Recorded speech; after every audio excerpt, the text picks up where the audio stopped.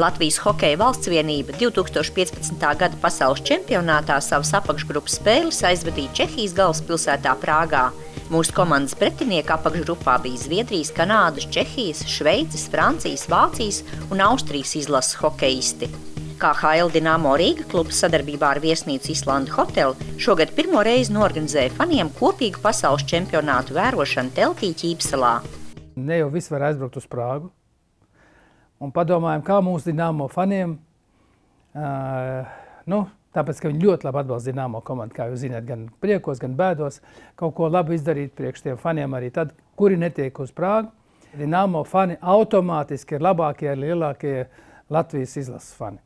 Tādu mēs bijām izdomājuši, kā palīdzēt, kā uztaisīt arī viņiem tādu ļoti interesantu sajūtu, ar alu, ar skatīšanos, varbūt ar aplausiem, ar arī kliekšanu, kā faniem, vai ne? Un to mēs izdomājām, un pirmo reizi mēs izmēģinājām un izveidojam Dinamo telti.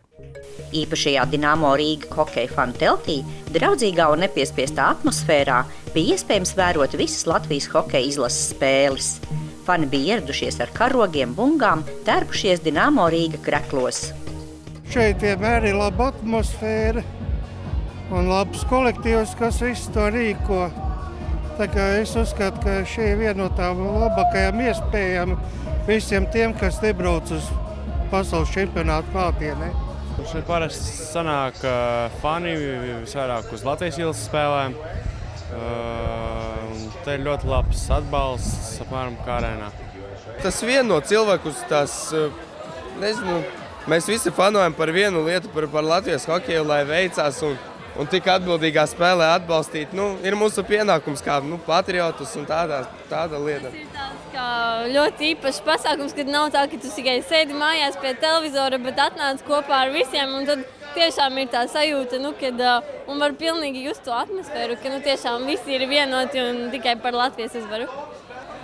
3, 4. Par uzvaru!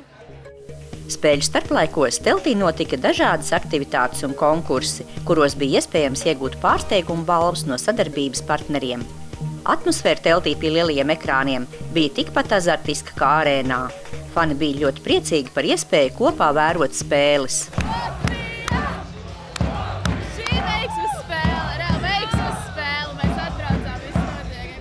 Superīgi vārti, vienkārši superīga diena, viss ir riktīgi forši.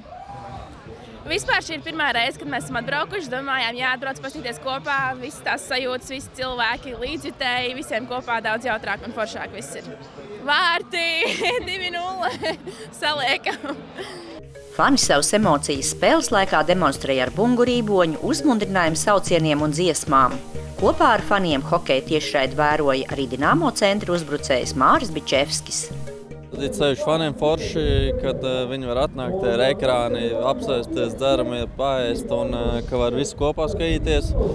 Un tad droši vien tie, kas nevar aizbraukt uz Prāgu, tiem tepat mājās ir iespēja rast to hokeja pavasara sajūtu.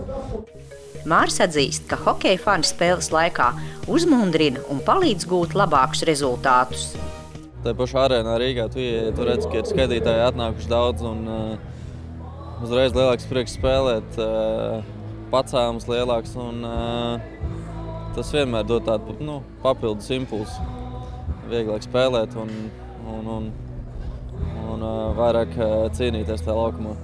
Prieks, ka viņiem patīk hokejs, ka viņi skatās un mēs atkal centīsimies darīt visu laukumā, lai viņiem tas prieks no hokeja būtu lielāks. Organizatori bija pamanījuši arī visusticamāko fanu Sandri no Salkrastiem, kurš apmeklējis visas hokeja tiešraides fanu teltī. Sandris saņēma balvu no Māra Bičevska. Kārtoreiz pārliecinājāmies, ka mūsu fani vislabākie, visjūsmīgākie, par to viņiem ļoti liels paldies. Un tā kā es gribētu pateikt mūsu faniem, lāciet uz Dinamo arī turpmāk, viss būs labi.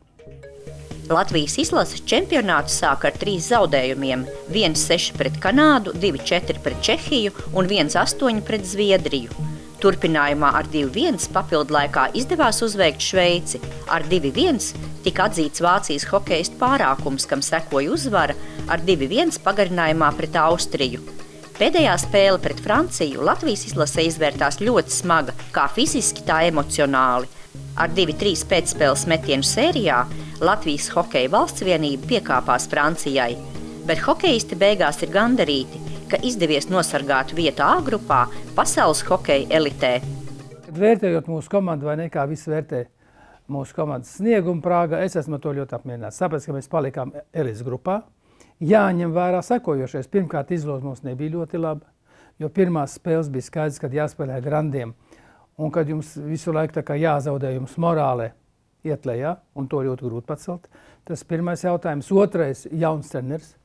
Tas arī dod savus varbūt priekšrocības, bet arī vairāk mīnus. Tā kā es esmu pilnīgi gandarīts par to sniegumu, kādu parādīja mūsu komanda. Spēles bija ļoti labas. Man liekas tā, ka jāspēlē vienmēr līdz galam. Nevar domāt tā, mēs esam praktiski uzvarējuši, ko tad pretinieks ir sapratis, ka mēs esam labāki, mēs esam uzvarējuši, un tās pēdējās 5 vai 3 minūtes nespēlējam. Tas attiecās ne tikai varbūt uz Latvijas izlases, uz citām arī komandām, bet parasti sports ir palicis tāds, ka viss izšķir pēdējā bumba, pēdējā sekunda. Ar to jārēķinās. Tas ir vienīgais tāds neliels pārmetums mūsu komandai, kad kaut kā brīdī tad, kad liekas viss sasniegts, viss kārtībā atslābināmies, un to nedrīkst nekādā gadījumā darīt. Tas nozīmē, ka trenerim jāuztver tas moments, kad komanda apstājās, jo viņi domā, ka mājasdarbs ir veikts un uzvar ir rokā. Tas brīdis trenerim jāuztver, treneriem komandai jāsaprot, un tajā brīdī kaut kas jādara tā, lai komanda ar jaunu sparu nosargā to, ko viņi ir uzbūvējuši. Ar pasaules čempionāta rezultātiem ir apmierināts arī KHL Dinamo Rīga ģenerālmenedžeris Normunds Sējējs. Gāja kā pa amerikāņu kalniņiem, te augšā, te lejā, bet tomēr tā vieta ir saglabāta, un es domāju, ka priekš šīs izlases, priekš šī sastāva, kas šobrīd bija aizbraucis uz to pasaules čempionātu, es domāju, ka tiešām tas ir labs darbs padarīts. Kaut gan, protams, gribējās arī pēdējā spēlē redzēt uzvaru, un tajā pašā spēlē ar Vāciju visi cerēja, ka tomēr mēs uzvarēsim. Bet, kā bija, tā bija. Bet, tas gala rezultāts tomēr ir panākts.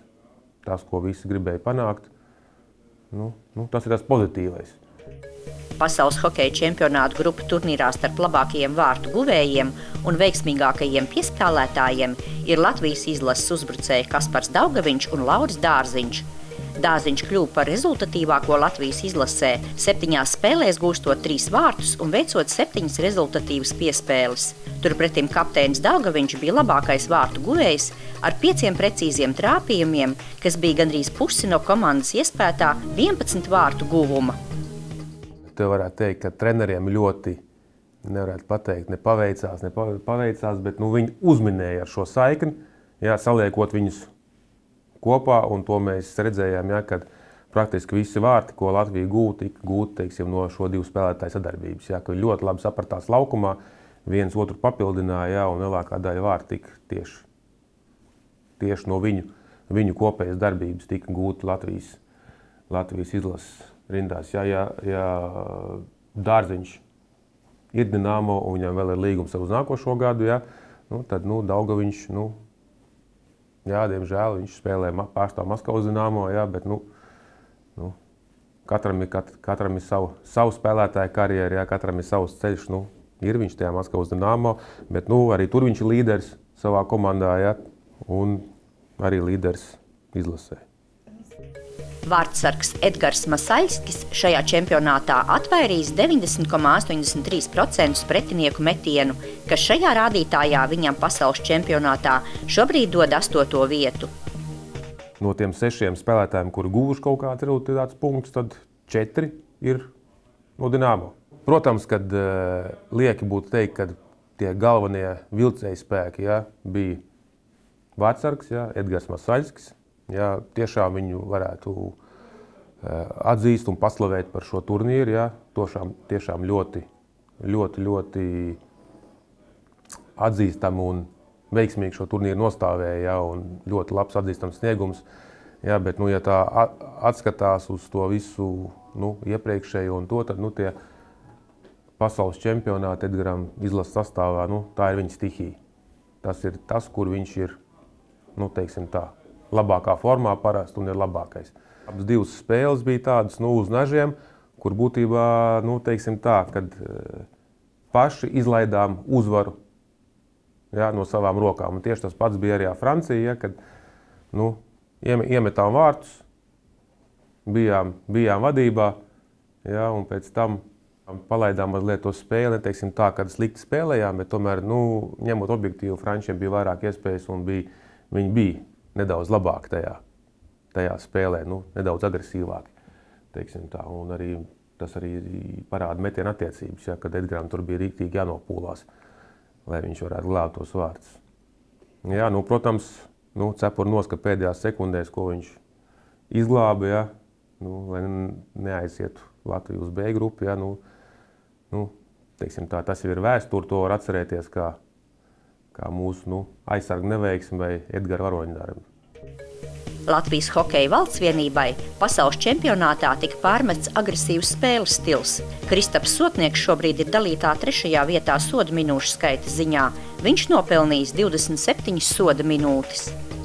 Tas, ka mums visvairāk noraidījumu, jeb viena no nedisciplinārām komandām, kā arī komentētāji piebilda, ja, kad Francija, Latvija, ja, kad pirms spēles, kad tiekās divas nedisciplinārās komandas pasaules čempionātā, kurām visvairāk noraidījumu. Ja. Tas nozīmē, ka tas nemaz nenorāda uz to agresivitāti, ja, jo tie paši kanādieši, ja es skatījos tās spēles, tie paši amerikāņi, ja, vai tie paši somi, viņi arī spēlē pietiekoši agresīvu un pietiekoši, teiksim tā, uz noteikumu pārkāpumu robežas, bet viņi tos noteikumus nepārkāp. Ja, mums pārsvarā, teiksim, tie noraidījumi, ja, un tās soda minūtes nebija par to agresivitāti, tur par kaut kādu kaušanos vai ka tu tur dod korpusā, tev kaut kur tur velkonis paliek augšā vai kas, bet mums tiešām bija par tādiem tehniskiem noraidījumiem, par turēšanu ar nūju, par klupināšanu ar nūju, ja, sprukcis dabūja pilnīgi aplams 2 minūtes, ja, kaut gan tur liela diskusija vajadzēja, nevajadzēja, ja, bet, viņš jau bija tas, kas uzbruk tam spēlētājiem. Ja. Ja, teiksim, pēc mana viedokļa viņam tur pat nevajadzēja atrasties kā centra uzbrucējiem, ja, ka viņš tur dabūja 2 minūtes uzbrukuma zonā. Tur uzreiz te lielie sodi. Jerefejevs dabūja lielo noraidījumu. Man liekas, ka Sotnieks arī dabūja lielo noraidījumu. Ja. Varbūt es diezgan tā kritiski šobrīd pateikšu, ja, bet tas ir mūsu tehniskais brāķis un tas, ka mēs tomēr daudzām komandām zaudējām ātrumā un neko tu nevarēja darīt, ka bija vienkārši jākavē neatļaut. Juris Savickis uzskata, ka daļa noraidījumu nevienmēr bija pelnīti. Vienīgais, protams, jāsaprot tās nianses. Jāredz, kurā brīdī tiesnesis var tomēr sodīt par to, kaut gan paņēmiens varbūt bija izpildīts ļoti skaisti, pareizi un labi. Par tiem noraidījumiem, protams, tā globāli paušāli pateikt, jā, mēs spēlējam par daudz agresīvu. Es drīzāk pateikt, tā nav, man patīk agresīva spēle, bet nevajag jaut agresīvu spēli, lai netīra spēle, un tas ir divas dažādas lietas. Un tā niansīt dažreiz mūsu spēlētājiem vienam otram pazūd, aiziet garām, un vēl, protams, arī tiesneši kā uz to rēģē. Viens mazlietiņās tā, cits atkal soda. Hokejs jau nav šahs. 2015. gada pasaules čempionātā Latvijas hokeja izlase ieņem 13. vietu. Latvija saglabāja vietu augstākajā divīzijā, kur nākamgad spēlēs jau 20. reizi pēc kārtas. Par to es ļoti gandarīts, un katru gadu mums jāizstāv savas pozīcijas līdz grupā, bet man gribētos teikt sakojošā, ka tas hokejs kā viss pat ļoti attīstās. Jūs redziet, kāds tas sniegums. Tā komanda, kas bija 2-3 gadu atpakaļ, šodien neizskatītos diezgan tādā pašā līmenī kā šodienas komanda. Ātrumi izauguši visām, domāšanas ātrums, saspēles ātrums, precizitāte izauguši visi. Kanāda, Krievija, Amerika, visi spēlē kā dievi, vai ne? Ar to jārēķinās. Un paldies Dievam, ka tai kopējai vilcienam mums izdevās noturēties. Un jādomā uz priekšu, ka tā tālāk vēl ātrāk viss būs. Un mums jādomā par to, ka mums arī jāstrādā pie tā ļoti stingri. Katru dienu, katru minūti.